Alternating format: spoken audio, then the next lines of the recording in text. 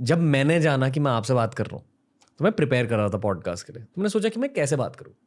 या तो मैं कठोर तरीके से बात कर सकता हूँ ऑडियंस के साथ और कह सकता हूँ कि ठीक है, अगर डिसिप्लिन नहीं लाना है लाइफ में, अनुशासन नहीं लाना है, तो आपको इलनेस होगा, ठीक है, बीमारियां होगी लाइफ में, डायबिटीज मोस्ट लाइकली आपको होगी। पर फिर मैंने ये भी सोचा कि मेरे बोलने से कुछ बदलने नहीं वाला, लोग जैसे जी रहे वैसे ही जीने वाले। हमारा काम बस ये है कि उन्हें डायबिटीज़ के बारे में सिखाएं, प्यार से बात करें, ठीक है। इससे प्यार से मैं कुछ चीज़ें कहना चाहूँगा, ठीक है। इसी चीज़ को अगर मुझे कठोर तरीके से कहना होता तो मैं ऐसे कहता, मैं कहता कि यार देखो, डिनाई योर सेल्फ समटाइम्स। अगर आपको ऐसा लग रहा है कि नहीं यार गुलाब जामुन खाने हैं, रसगुल्ला खाना है, जो भी डिजर्ट्स खाने, खुद के दिमाग को ना बोलो और ना बोलने की आदत डालो, बहुत फायदे मिलते हैं, आपका दिमाग तगड़ा हो जाता है। एक्सरसाइज अगर आप रेगुलरली कर रहे हो, 1-2 साल के लिए कर रहे हो, वो एक आदत बन जाती है, आपको फिर एक्सरसाइज की जरूरत लगती है, right, you become addicted to that. बिल्कुल बिल्कुल सही। लोग तो कहते हैं कि 21 दिन में आदत लग जाती है जी, जो बात सही है, हम भी बदलाव करते हैं।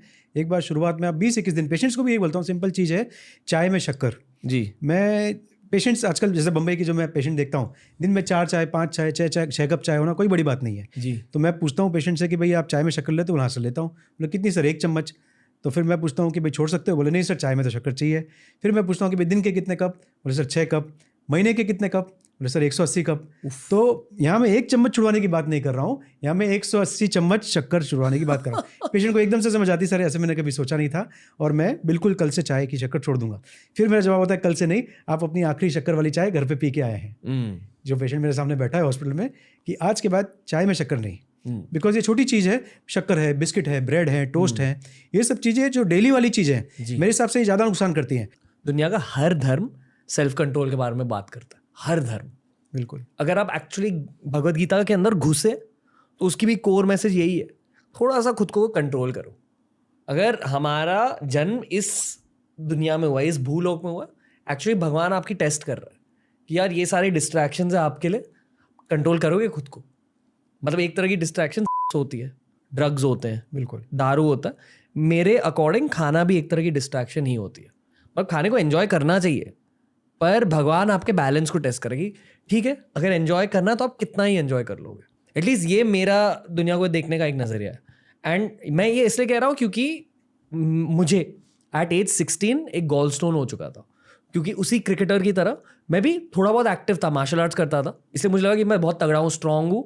एट एज 16 गॉल स्टोन हो गया, और जिस डॉक्टर ने मेरी गॉल ब्लैडर की सर्जरी करी, उन्होंने बैठकर मुझे समझाया कि बेटा अगर आपकी लाइफस्टाइल ऐसी ही रही तो कुछ सालों में डायबिटीज़ हो जाएगी और 25 या एज 30 पर आपको हार्ट अटैक हो जाएगा। पर मैं आज भी जिंदा हूँ क्योंकि मैंने खुद का ख्याल रखा और क्योंकि मैंने लाइफस्टाइल बहुत ज़्यादा चेंज कर दी।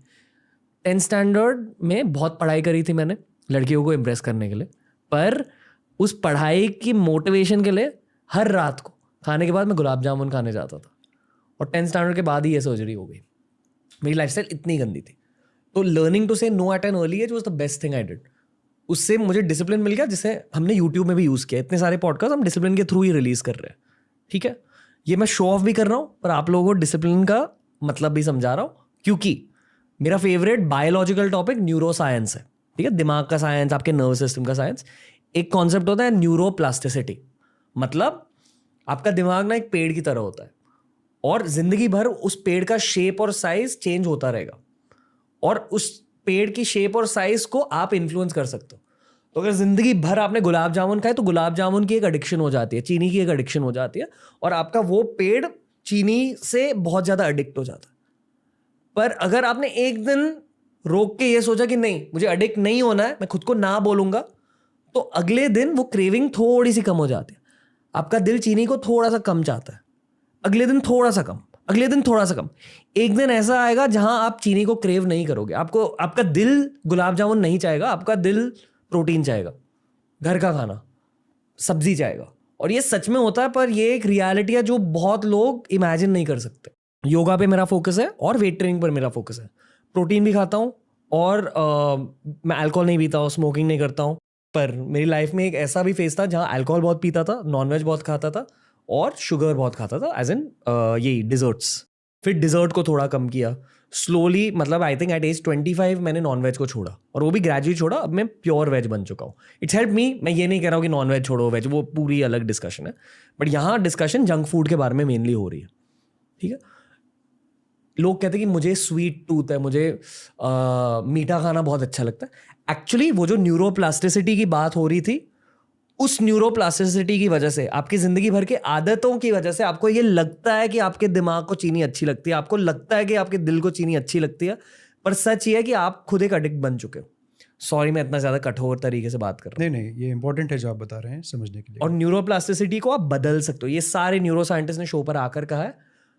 तो उस न्यूरोप्लास्टिसिटी को बदलने के लिए क्या चाहिए आपको? सिर्फ विल पावर, दृढ़ निश्चय. बिल्कुल बिल्कुल. जो भी मैंने आप कहा सर, आप कुछ कहना चाहोगे बिफोर? नहीं, तो बहुत इंपॉर्टेंट है. मैं भी पेशेंट्स को ये बताता हूँ कि ये बीमारी जो है ये डिसिप्लिन की बीमारी है.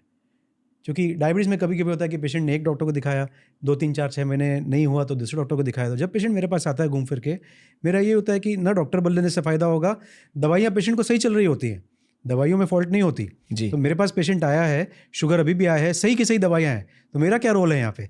मेरा रोल है उसको सही रास्ता दिखाना कि भाई ट्रीटमेंट ना डॉक्टर चेंज करने से होने वाला है, ना दवाइयाँ चेंज होने से. कितनी बार तो मैं दवाइयाँ चेंज नहीं करता हूँ, कभी कभी कम करके भेजता हूँ, बट मैं कहाँ समय देता हूँ पेशेंट को, क्या समझाता हूँ, कभी पूरा उसका खान पान सुबह से लेकर रात तक पहले समझता हूँ. तो मेरा एक ये रहता है, ईट इन मॉडरेशन.